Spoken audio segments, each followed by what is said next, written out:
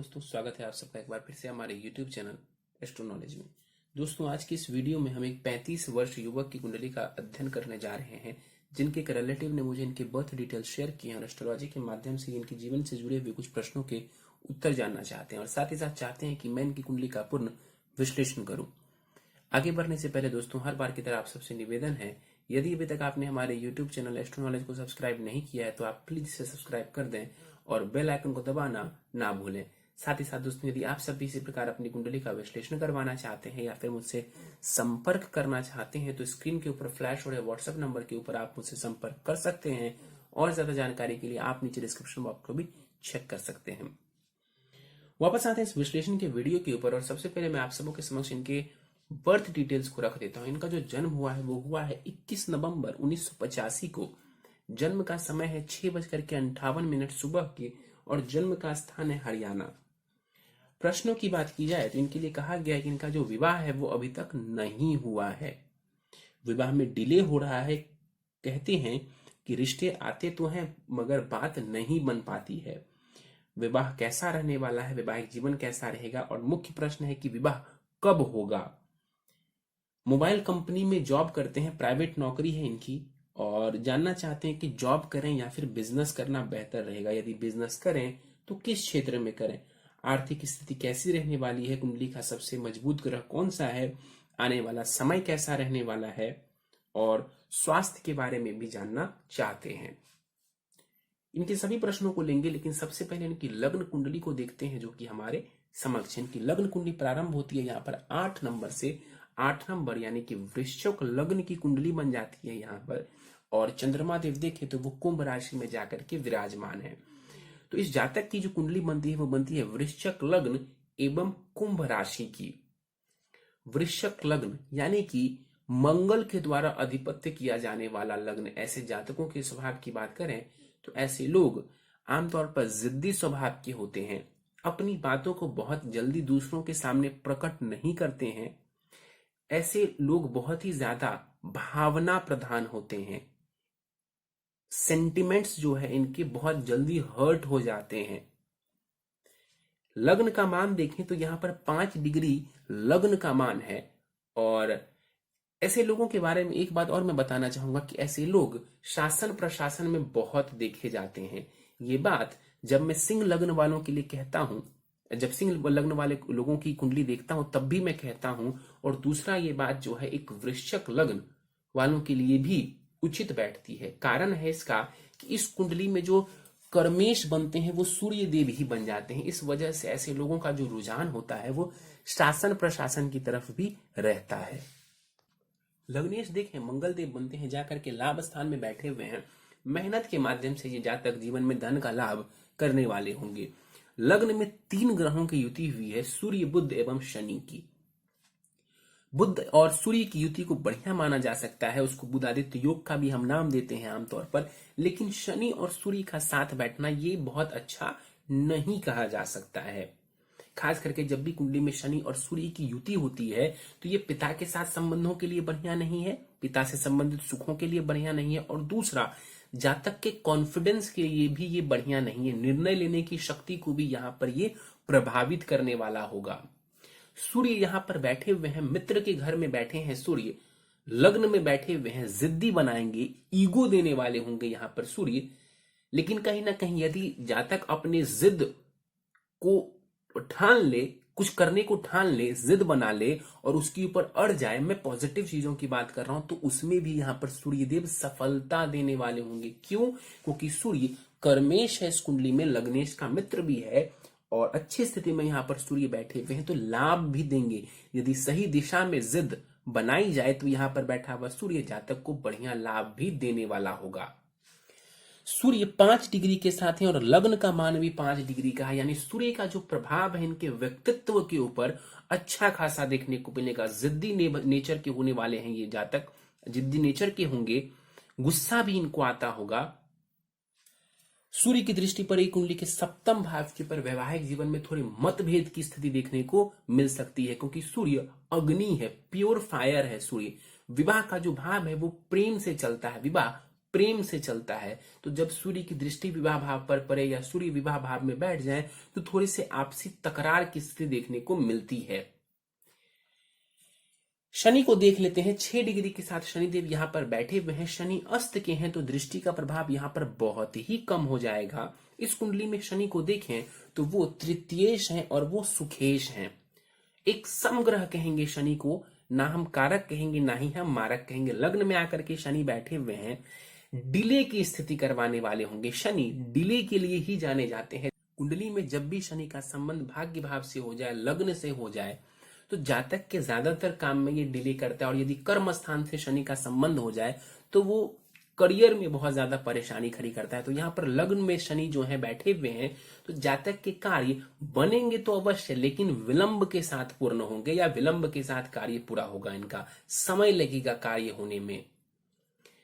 यहाँ पर शनिदेव बैठे हुए हैं, सुखों को तो देने वाले होंगे। मकान का सुख, भूमि का सुख, भवन का सुख, सब कुछ देंगे, माता से संबंधित सुख, लेकिन डिले के साथ।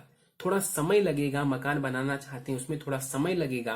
प्रॉपर्टी लेना चाहते हैं उसमें भी हो सकता है कि समय लगे इन्हें। बुध के ऊपर चलते हैं। यहां पर 20 डिग्री के साथ यहां पर बुध बैठे हुए हैं वक्री होकर के। यहां पर बुध को देखें तो बल बढ़िया है इस बुध के पास। कुमार अवस्था का ये बुध बैठा हुआ है यहां पर। इस कुंडली में बुध को समझे तो बुध मार्केश है, क्योंकि वो यहाँ अष्टमेश है और वो लाभेश है। तो मारक ग्रह है बुध, लग्न में जाकर के बैठे हुए हैं। तो बुध का यहाँ पर बैठना बहुत बढ़िया, हम इसको नहीं कहेंगे। जातक को स्वास्थ्य की छोटी मोटी परेशानी दे सकते हैं। स्किन से संबंधित परेशानी बुध अक्सर जातक को देते हैं। किसी की कुंडली में बुध गड़बड़ हो या मारक ग्रह हो, लग्न में आकर के बैठ जाए तो ये स्वास्थ्य के लिए बढ़िया नहीं माना जाता है। स्किन से संबंधित परेशानी, नर्व से संबंधित परेशानी देखने को मिलती है। कई बार डाइजेस्टिव सिस्टम में भी परेशानी ये दे सकते हैं। हालांकि यहाँ पर देखने वाली बात है कि बुध मंगल की राशि में है और मंगल बुध की राशि में है। मंगल और बुध के बीच में राशि का परिवर्तन हो रहा है। ये राशि परिवर्तन बहुत ही शुभ है। जातक अपने कर्म के माध्यम से, अपनी मेहनत के माध्यम से, अपने डिसीजन के माध्यम से जो है धन अर्जित कर सकते हैं, क्योंकि लाभ भाव और लग्न के बीच में यहाँ पर राशि का परिवर्तन हो रहा है। तो ये एक शुभ राशि परिवर्तन माना जाएगा। तो मेहनत करेंगे तो विशेषकर धन का लाभ देखने को मिलेगा जातक को। यहां पर बुध वक्री होकर के बैठे हुए हैं। लग्न में कंफ्यूजन की स्थिति देने वाले होंगे। कोई डिसीजन इनको लेना है उसमें या तो ये हड़बड़ी के साथ डिसीजन लेंगे या तो ये कंफ्यूज रहेंगे उस डिसीजन को लेकर के। क्यों? क्योंकि बुध वक्री है और साथ ही साथ ये लग्न में ही आकर के बैठे हुए हैं। सप्तम भाव के ऊपर बुध की दृष्टि पड़ेगी। कम्युनिकेशन स्किल्स को ये बेहतर करने का प्रयास करेंगे आपके पार्टनर के साथ में। सूर्य 5 डिग्री के साथ यहां पर बैठे हुए हैं और सूर्य यहां पर मृत अवस्था के माने जाएंगे। तो सूर्य पॉजिटिव तो जरूर है, लेकिन यहां पर उसका बल कम हो चुका है। आगे बढ़ते हैं, गुरु को देख लेते हैं। कुंडली के तीसरे भाव में गुरु बैठे हुए हैं 17 डिग्री के साथ। नीच की राशि में यहां पर गुरु विराजमान है। मकर राशि में जो गुरुदेव होते हैं वो नीच के माने जाते हैं। हालांकि चूंकि शनि केंद्र में है, चंद्रमा भी केंद्र में है, तो यहां पर गुरु की नीचता भंग मानी जाएगी। तो यहां पर गुरु नीच भंग राजयोग का निर्माण करेंगे। गुरु को इस कुंडली में समझें तो वो धनेश हैं और वो पंचमेश हैं। शिक्षा, संतान और धन भाव के स्वामी ग्रह बनते हैं। जाकर के तीसरे भाव में वो नीच की राशि में बैठे हुए हैं। देखिए, यदि आपको खूब सारा धन चाहिए, खास करके आपको धन की सेविंग्स करनी है, तो आपको गुरु को बेहतर बनाने की आवश्यकता होगी, क्योंकि तीसरे भाव में जाकर के ये नीच की राशि में बैठे हुए, नीच भंग जरूर हो रहा है यहाँ पर, उससे जुड़ा हुआ आपको लाभ जरूर मिलेगा। लेकिन यदि यहाँ पर आप गुरु को बेहतर बना लेते हैं तो शिक्षा के भी माध्यम से आपको लाभ मिलेगा और धन भी आपके पास ज्यादा टिकेगा, धन ज्यादा टिक पाएगा आपके पास। तो गुरु को आप बेहतर कर सकते हैं। यहाँ पर बैठा हुआ गुरु साहस पराक्रम संबंधित चीजों के लिए बढ़िया माना जाएगा। गुरु की दृष्टि पड़ेगी कुंडली के सप्तम भाव के ऊपर। वैवाहिक जीवन को ये बढ़िया बनाने का कार्य करेंगे। पत्नी बहुत बढ़िया देंगे। जब भी कहते हैं कि गुरु सप्तम भाव के ऊपर प्रभाव डालते हैं तो आपका जो पार्टनर होता है वो बढ़िया होता है।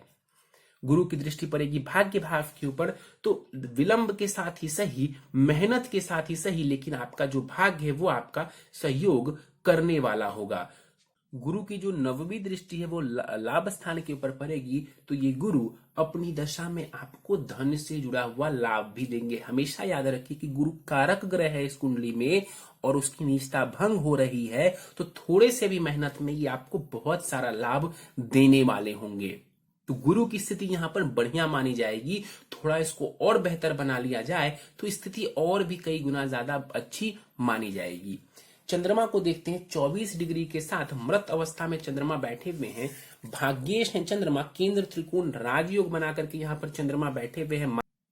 तो चंद्रमा यहाँ पर मृत अवस्था के बैठे हुए हैं, चंद्रमा दिग्बली हो जाते हैं यहाँ पर, और यहाँ पर चंद्रमा बैठ करके कहीं ना कहीं आपके सुखों में थोड़ी वृद्धि जरूर कर देंगे। दृष्टि पड़ेगी कुंडली के 10वें भाव के ऊपर, करियर संबंधित लाभ ये चंद्रमा आपको देने वाले होंगे। चंद्रमा का स्वभाव चंचल होता है, तो करियर में भी थोड़ी परिवर्तन की स्थिति देखने को मिल सकती है। राहु को देख लें तो 14 डिग्री के साथ राहु छठे भाव में बैठे हुए हैं। छठे भाव में राहु कारक हो जाते हैं, मंगल की राशि में बैठे हुए हैं और मंगल लाभ स्थान में है। तो यहाँ पर बैठा हुआ राहु आपको जॉब में जो है थोड़ी सफलता दिलवाने वाले होंगे, लेकिन हाँ इतना जरूर है कि जॉब में थोड़ी परेशानी भी बीच बीच में देखने को मिल सकती है। क्यों? क्योंकि यहाँ पर बैठ करके जो राहु है अपनी 5वीं दृष्टि से आपके कर्म स्थान को देखेंगे, और मैंने बार बार कहा है कि जब भी राहु या केतु आपके कर्म स्थान को, करियर को प्रभावित करते हैं, तो करियर में या तो ब्रेक लगता है या तो करियर में बदलाव की स्थिति देखने को मिलती है, यानी कि स्टेबिलिटी कम हो जाती है। जैसा आपने कहा भी है कि आप प्राइवेट नौकरी कर रहे हैं, तो हो सकता है कि स्टेबिलिटी की थोड़ी कमी आपको देखने को मिले। हो सकता है कि फ्रिक्वेंटली आपको थोड़े जॉब बदलने पड़े। खास करके ये परेशानी या ये स्थिति तब देखने को मिलेगी जब इनकी दशा ऑपरेट होगी आपको। तो यहां पर से राहु दृष्टि डालेंगे कुंडली के 12वें भाव के ऊपर। धन की जो है ये खर्च करवाने वाले होंगे, धन का विदेश की यात्राएं करवाने वाले होंगे। द्वितीय भाव के ऊपर राहु की दृष्टि पड़ेगी। धन का ध्यान रखिए, किसी भी गलत चीज में धन का इस्तेमाल मत करिए, धन को संभाल करके रखिए, और साथ ही साथ अपनी वाणी का भी आपको सही से इस्तेमाल करना होगा। क्यों? क्योंकि राहु की दृष्टि वाणी भाव के ऊपर पड़ रही है और वाणी भाव के स्वामी ग्रह गुरु नीच के हैं, तो आप किसी को खराब वचन मत कहिए। अपनी वाणी का आपको खूब ध्यान रखने की आवश्यकता है। मंगल को देखते हैं, यहां पर मंगल कुंडली के लाभ स्थान में बैठे हुए 21 डिग्री का मंगल कुमार अवस्था में यहां पर बैठा हुआ है लाभ भाव में। मेहनत करेंगे तो निश्चित रूप से यहां पर मंगल आपको खूब सारा धन का लाभ देने वाले हैं। राशि का परिवर्तन भी हो रहा है, जैसा कि मैंने आपको कहा था। तो यहां पर मंगल की स्थिति बढ़िया मानी जाएगी। मेहनत के बाद ये मंगल मान सम्मान, धन का लाभ सब कुछ आपको देने वाले होंगे। जॉब से आपको ये मंगल बढ़िया लाभ करवाने वाले हैं। मंगल की दृष्टि द्वितीय भाव के ऊपर पड़ेगी, तो धन के लिए तो ये बढ़िया है, लेकिन वाणी में भी एक उग्रता लाने वाले होंगे मंगल। तो कटु वचन मत बोलिए। यदि आप किसी को अग्रेसिव वे में बात करते हैं तो उसमें बदलाव लाइए, अपनी वाणी को प्रभावशाली बनाइए, ना कि कटु वचन बोल करके उसे खराब करिए। मंगल की दृष्टि पंचम भाव के ऊपर पड़ेगी, शिक्षा संतान के लिए बढ़िया है, और मंगल की दृष्टि छठे भाव के ऊपर जो पड़ेगी ये भी कंपटीशन में सफलता और शत्रुओं के ऊपर विजय के लिए बढ़िया माना जाएगा। आगे बढ़ जाएं, कुंडली के 12वें भाव को देखें तो यहां पर शुक्र और साथ में केतु विराजमान है। शुक्र स्वग्रही है, यहां पर 20 डिग्री के साथ अपने ही घर में बैठे हुए हैं, अपनी मूल त्रिकोण राशि में यहां पर शुक्र बैठे हुए हैं। यहां पर शुक्र विपरीत राजयोग की स्थिति बना करके विराजमान है। 12वें भाव का स्वामी ग्रह है शुक्र और 12वें भाव में ही बैठा हुआ है, तो विपरीत राजयोग की स्थिति यहां पर शुक्र बना दे रहे हैं। शुक्र इस कुंडली में सप्तमेश है और द्वादशेश भी है। इसका मतलब है कि मारक ग्रह है शुक्र इस कुंडली में। पत्नी और पार्टनरशिप के भाव का स्वामी ग्रह शुक्र जाकर के 12वें भाव में बैठे हुए देखें तो षटाष्टक दोष बना करके यहाँ पर शुक्र बैठे हुए हैं, तो विवाह में थोड़ी परेशानी देखने को मिल सकती है और विवाह में विलंब तो हो ही रहा है आपको। यहाँ पर शुक्र जो बैठे हुए हैं केतु के साथ बैठे हुए हैं, इस वजह से कुंडली मिलान करके ही आपको विवाह करना है, और इतना विलंब तो हो ही गया है, लेकिन फिर भी आपको कुंडली मिलान करके विवाह करने की आवश्यकता है। जब शुक्र 12वें भाव में बैठते हैं तो कहते हैं कि यह विवाह के लिए बढ़िया माना जाता है, विवाह के सुखों को भोगने के लिए ये बढ़िया माना जाता है। लेकिन चूंकि यहाँ पर केतु बैठ गए, तो केतु एक अध्यात्म वाला भी ग्रह है, विरक्ति का भी कारक ग्रह है, तो उससे जुड़ी थोड़ी परेशानी देखने को मिल सकती है। खास करके केतु की दशा यदि चलती है तो उस दौरान आपको खास करके अपने वैवाहिक रिश्ते को संभालने की आवश्यकता पड़ सकती है। हालांकि यहां पर शुक्र स्वग्रही है, इसलिए विशेष परेशानी हो इसके चांसेस नहीं है। फिर भी कुंडली मिलान करके विवाह करेंगे तो स्थिति बढ़िया रहेगी आपके लिए। 20 डिग्री के साथ शुक्र यहां पर वृद्ध अवस्था में बैठे हुए हैं, बल बढ़िया है शुक्र के पास, और इनकी दृष्टि छठे भाव के ऊपर पड़ेगी। तो शुक्र की दशा में इनसे जुड़ी हुई परेशानियों का आपको ध्यान रखना है, यानी इनसे जुड़ी हुई बीमारियां जैसे होती हैं डायबिटीज, यूरिन से संबंधित परेशानी, इसका आपको ध्यान रखना है। क्यों? क्योंकि शुक्र एक तो मारक ग्रह है, ऊपर से राहु केतु एक्सिस के ऊपर यहां पर शुक्र विराजमान है। तो अपने स्वास्थ्य का ध्यान रखेंगे शुक्र की दशा में। केतु को देख लें, यहां पर केतु बैठे हुए हैं। केतु की दशा में धन का व्यय, विदेश की यात्राएं, घर से दूर जाना, दृष्टि पड़ेगी पंचम भाव के ऊपर। चंद्रमा को देखेंगे तो मन को थोड़ा ये परेशान करने वाले होंगे, कंसंट्रेशन संबंधित परेशानी आएगी, मन में कई प्रकार की सोच को ये देने वाला होगा। छठे भाव के ऊपर इसकी दृष्टि पड़ेगी तो यहां पर ये जॉब में थोड़ी परेशानी खड़ी कर सकते हैं आपकी। और कुंडली के अष्टम भाव के ऊपर इनकी दृष्टि पड़ेगी तो इनकी दशा में स्वास्थ्य की भी परेशानी देखने को मिल सकती है, क्योंकि नीच की दृष्टि होगी इनकी। तो केतु की दशा चलती है, राहु की दशा चलती है, स्वास्थ्य का भी ध्यान रखने की आवश्यकता होगी आपको। एक बात और देखें, यहां पर कुंडली के 12वें भाव को, शुक्र को और केतु को, एक तरफ मंगल है, दूसरी तरफ सूर्य शनि है। इसको कहेंगे कि कुंडली के 12वें भाव को पाप कर्तरी का दोष लग रहा है। तो यहां पर जो 12वां भाव है और शुक्र और केतु है, ये थोड़े और ज्यादा पीड़ित हो जाएंगे, क्योंकि इनके आगे पीछे क्रूर ग्रह बैठे हुए हैं। यहाँ पर पापी ग्रह और सूर्य को हम क्रूर मानते हैं, तो यहाँ पर पाप कर्तरी दोष लग जाता है कुंडली के 12वें भाव में। इस वजह से भी आपका जो शुक्र है उसकी पावर थोड़ी कम हो जाएगी, पॉजिटिविटी उसकी थोड़ी कम हो जाएगी। यहाँ पर दशाओं की बात कर ले तो आपको बुध की महादशा चल रही है, जो कि 20 जून 2032 तक रहने वाली है। बुध इस कुंडली में मैंने कहा कि कारक ग्रह नहीं है, मार्केश बनते हैं। स्वास्थ्य का ध्यान रखिए इस समय, और संघर्ष जो आप करेंगे, इस संघर्ष का लाभ आपको जरूर देखने को मिलेगा आने वाले समय में। शुक्र की दशा में, माफ करिए, बुध की दशा में शुक्र की अंतर्दशा आपको चल रही है, जो कि 13 सितंबर 2021 तक आपको रहने वाली है। मारक ग्रहों की महादशा अंतर्दशा चल रही, संघर्ष का समय है, संघर्ष करेंगे आने वाला समय आपको। जैसे बुध की महादशा में सूर्य की अंतर्दशा जब आएगी, वो समय करियर के लिए बहुत बढ़िया रहने वाला है, जो कि सितंबर 2021 में आपको आएगा। तो वहां से करियर में एक आप देख सकते हैं कि एक ग्राफ आपका करियर में कुछ ऊपर जाए। कब से? तो सितंबर 2021 से। आपको 7.5 का भी प्रभाव है, 7.5 आपके ऊपर प्रारंभ हो चुका है जनवरी 2020 से। क्यों? क्योंकि आप कुंभ राशि के बनते हैं, तो आपके ऊपर 7.5 का भी प्रभाव है। तो इस दौरान आपका मन थोड़ा परेशान रह सकता है, तो ज्यादा परेशान होने की आवश्यकता नहीं है। मेहनत करते चलेंगे तो लाभ देखने को जरूर मिल जाएगा। सीधे प्रश्नों को ले लेते हैं। विवाह नहीं हुआ है, रिश्ते आते हैं पर बात नहीं बन पाती है, मारक ग्रह की दशा चल रही है आपको बुध की, इस वजह से चीजें होते हुए भी थोड़ी परेशानी वाली हो जाती है, यानी कि बात नहीं बन पाती है। और कुंडली में जैसा कि आप देखें तो सप्तम भाव के ऊपर गुरु की दृष्टि जरूर है, बुध की दृष्टि जरूर है। तो गुरु की दृष्टि बहुत शुभ है, लेकिन यहाँ पर बुध और सूर्य की दृष्टि को बहुत शुभ हम नहीं कह सकते हैं। बुध की दृष्टि को शुभ क्यों नहीं कहेंगे? क्योंकि ये मारक ग्रह हैं इस कुंडली में। और सूर्य की दृष्टि को शुभ क्यों नहीं कहेंगे? क्योंकि ये क्रूर ग्रह है। विवाह के लिए सूर्य की दृष्टि या सूर्य का बैठना बढ़िया नहीं कह सकते हैं।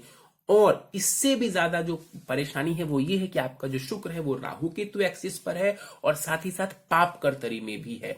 12वें भाव में शुक्र का बैठना ये बढ़िया माना जाता है। तो ये नहीं कहेंगे कि शुक्र 12वें भाव में है इसलिए गड़बड़ है, बल्कि ये हम जरूर कह सकते हैं कि ये राहु केतु एक्सिस के ऊपर बैठा हुआ है, और साथ ही पाप कर्तरी दोष में भी ये फंसा हुआ। इसके अलावा हम नवमांश के ऊपर भी चलते हैं।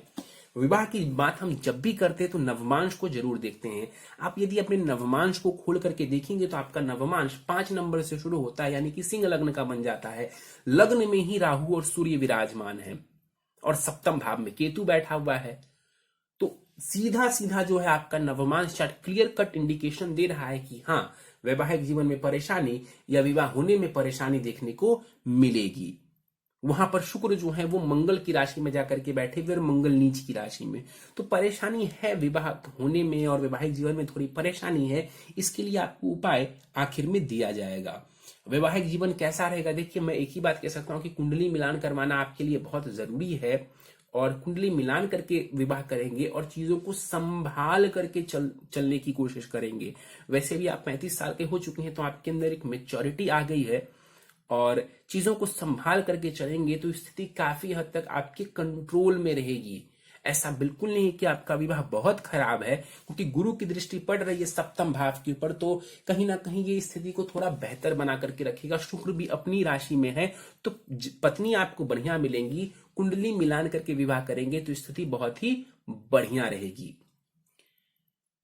सबसे बड़ा सवाल है इनका कि विवाह कब होगा। देखिए, विवाह का जो समय है वो प्रारंभ हो चुका है। यदि आप विवाह करना चाहते हैं तो आपका विवाह 2021 में हो जाना चाहिए। 2021 में विवाह होने के योग बहुत अच्छे हैं। इस वर्ष नवंबर से ही, 20 नवंबर के बाद से ही विवाह का योग आपका प्रारंभ हो चुका है। आप प्रयासरत रहे, आपका विवाह हो जाएगा। अभी से ही आप अपना प्रयास शुरू कर दें। कुछ उपाय मैं आखिर में आपको दे दूंगा, इससे भी आपको बहुत लाभ देखने को मिल जाएगा।